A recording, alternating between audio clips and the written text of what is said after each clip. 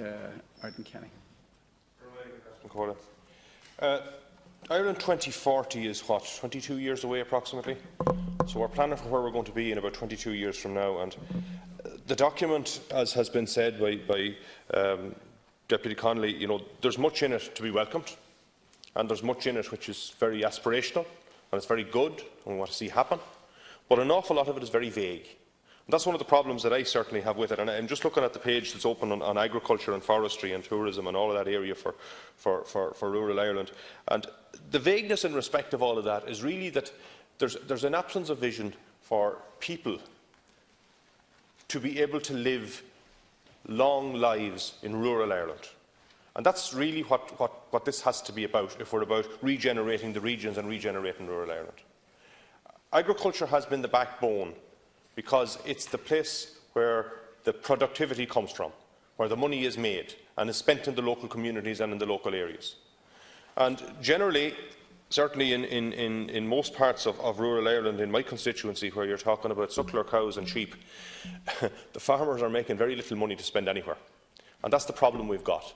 They're depending on the cheque coming from Europe in general for to sustain themselves and their livelihoods, and to sustain the entire livelihood of everyone that lives around them as well. So there needs to be a refocus on what we're going to do for the farming sector to ensure that it is viable into the future, and how it can be done in a way that will work for people living on marginal land in mainly small holdings, which are family farms, which is a unique asset that we have when it comes to marketing our produce and marketing ourselves as a nation. Now, the other issue I want to talk about is the whole issue of rural decline and depopulation. Yesterday evening, I was at a meeting at 8 o'clock in Drumkeeran, in the community centre in County Leitrim. And it was about a small school called Tarman School, which is on the shores of Lough Allen. And there has been, I think, last year and this year, no children have started in the school.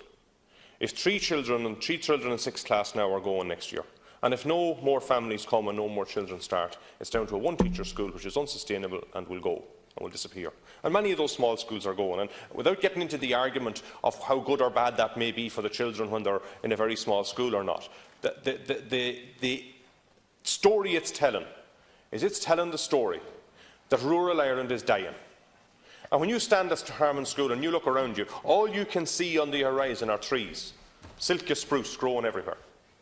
Now, if that's the future for people living on marginal land, then that's a future which is only going to have foxes and badgers living on marginal land, because there will be no people, because it doesn't provide really any employment or any labour intensity that would sustain communities or sustain people. So there has to be a vision which is better than that for rural Ireland.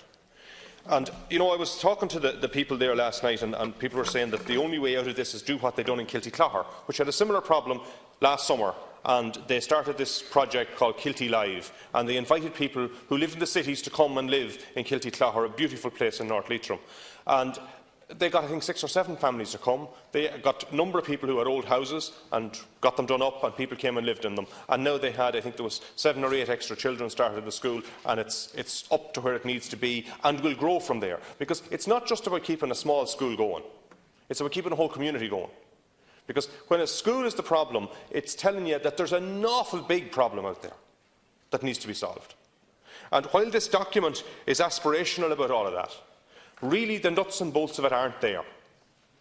Now, if we want people to come and live in rural Ireland, and we want them to live in places like Drumkeeran or Tarman or Kilty Clogher, we have to ensure that there's services there for them. They have to know that there's a doctor, they have to know that there's a bus, they have to know that there's good education service for their children.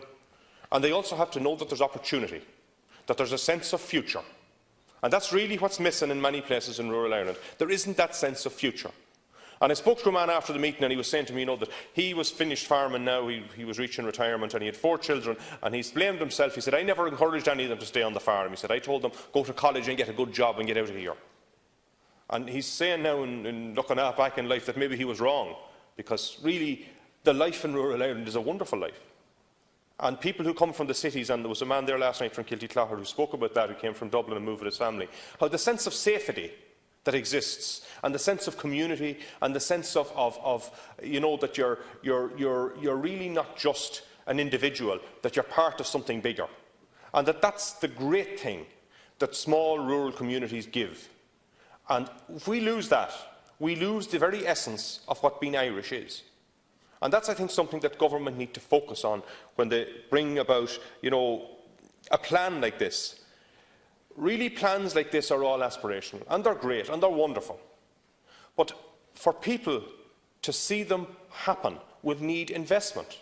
And everything that we do, and everything that happens, and I know when I go speaking to any of the ministers here about any problem there is, and let it be school buses, I spoke to John Halligan about it today, whatever it is, the problem that they come back to is the demand isn't there. If we don't have the demand, we can't put in the service. But you see, it's a chicken and egg. If the service isn't there, you'll never have the demand. Because people aren't going to come and live in a place where there's no services. Because if there's no services, well, there's no opportunities. And if there's no opportunities, there's no activity. And if we're going to create a spiral which will bring us in the other direction, to spiral upwards, we have to have opportunity and activity. And people is what bring about activity. And everything arises out of the human being striding forward to achieve something. And for an awful lot of places in rural Ireland, people are not striding forward. They're sitting back and just waiting their time and listening to the clock ticking and hoping that everything will be all right. And it's just not going to work. And unless government, put not just a glossy report, but an awful lot of money into developing rural areas, we're lost. And I think, and this isn't just about, some cry from the wilderness that people need to invest in rural Ireland, because it's an investment in everything.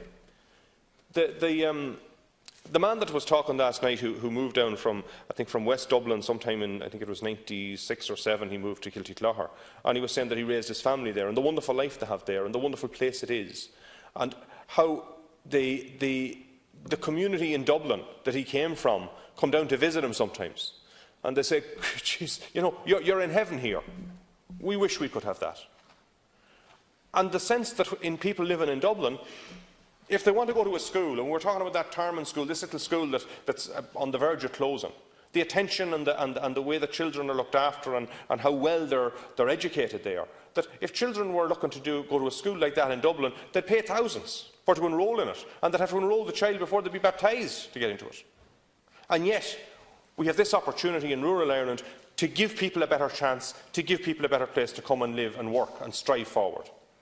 So, Minister, the issues that we have here are about a divide between East and West, but mainly they're about a divide between what we choose to do and what we choose not to do. I was interested the other day, and I was listening, in fact, to Matty McGrath, and he said something about the bankers and how, what the hell are we all doing here? There's no point in having politics, there's no point in having politicians, the bankers are in control of everything, and we don't matter, we're powerless. And there is a sense in our society today in politics of being like that, of saying there's no power. So what can anyone do with the HSE? So what can anyone do with this? So these problems are too big for any of us to solve. And that is very, very dangerous. Government is a very powerful thing, and government does have the power to change these things, does have the opportunity to make the choices to make things better for rural communities, does have the choices to make things better for the people that are in mortgage distress or whatever problems they're in. But government have to choose to do that, and government have to make that choice in a very definite way to show that they stand by the people. The other issue and Deputy Connolly mentioned it about the islands and our coastal communities and the fishing communities. And when you go around to the fishing communities and you look at them, people now, mainly all they're doing is putting out lobster pots, by and large, in those small harbour communities in different parts of the country, because they can't fish the sea anymore, because it's banned for them. And yet to see these big super trawlers in taking all the fish. If we're going to revive the island communities, if we're going to revive coastal communities, if we're going to revive people in small fishing communities up and down the length and breadth of the country, we have to give them the opportunity to make a living. And while this document talks about investment in some places, really what it has to do is it has to ensure that the opportunity for those people to make an honest living, to do an honest day's work and get an honest day's pay, and to have a sense of future, that their children's future will be better than theirs in their place. Because the problem with rural Ireland is, most people who say to themselves, will my children be in a better place than me? They say yes, they will, providing they leave here. And that's not good. That's a failure of not this government but every government that we've had since the foundation of the state. You know, and going back right to the time when De Valera set up the Land Commission and people came from the west and came up to Meath and got the bit of good land in Meath, and the ones in the west expanded their farm because they got a bit more land there. You know, that happened.